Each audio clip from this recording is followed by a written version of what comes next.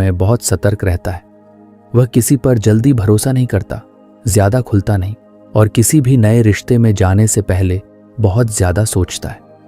हो सकता है कि वह किसी पुराने रिश्ते में बुरी तरह टूट चुका हो और अब वह फिर से वही दर्द नहीं झेलना चाहता। इसलिए वह कोई भी रिश्ता शुरू करने से पहले हर चीज को तौलता है ताकि वह फिर से तकलीफ से न गुजरे।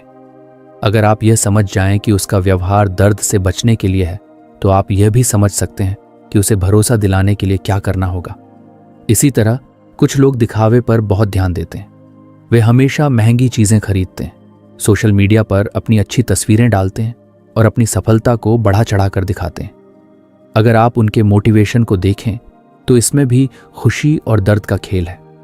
हो सकता है कि उन्हें तारीफ और पहचान से खुशी मिलती हो, इसलिए वे अपनी लाइफस्टाइल को इस तरह बनाते हैं कि लोग उनकी सराहना करें। या फिर हो सकता है कि उन्हें यह डर हो कि अगर वे साधारण दिखेंगे तो लोग उन्हें कम आंकेंगे। इस डर से बचने के लिए वे हमेशा अपने स्टेटस को ऊंचा दिखाने की कोशिश करते हैं। अब सोचिए, अगर आप किसी ग्राहक से डील कर रहे हैं तो क्या यह जानना जरूरी नहीं होगा कि वह किस चीज से प्रभावित होता है। अगर कोई ग्राहक उस चीज को खरीदता है जिससे उसे खुशी मिलेगी, तो आपको उसे यह बताना होगा कि आपका प्रोडक्ट उसकी लाइफ को कितना बेहतर बनाएगा। लेकिन अगर कोई ग्राहक सिर्फ नुकसान से बचना चाहता है, तो आपको उसे यह समझाना होगा कि अगर उसने यह प्रोडक्ट नहीं खरीदा तो उसे क्या नुकसान हो सकता है। बच्चों को ही देख लीजिए। जब कोई बच्चा पढ़ाई करता है तो वह या तो इस सोच से करता है कि अच्छे नंबर आएंगे और उसकी तारीफ होगी, या फिर इसलिए कि अगर वह फेल हो गया तो उसे सजा मिलेगी। यानी उसका मोटिवेशन या तो खुशी है या फिर दर्द से बचाव।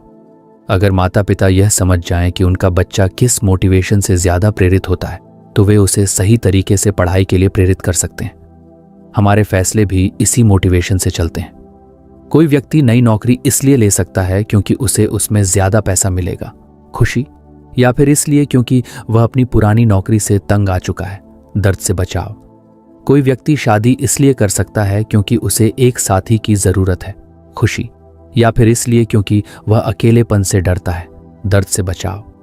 अगर आप यह समझ जाते हैं कि किसी का जीवन किस चीज से संचालित हो रहा है, खुशी की चाहत या दर्द से बचाव, तो आप उसके अगले कदमों का अनुमान लगा सकते हैं। आप यह देख सकते हैं कि वह किस स्थिति में कैसा व्यवहार करेगा, कौन से फैसले लेगा और किन चीजों से सबसे ज्यादा प्रभावित होगा। जब आप इस स्तर पर लोगों को समझने लगते हैं तो आपकी खुद की संवाद और रिश्ते बनाने की क्षमता बहुत मजबूत हो जाती है। हर इंसान की जरूरतें अलग अलग होती हैं, लेकिन अगर ध्यान से देखें तो ये जरूरत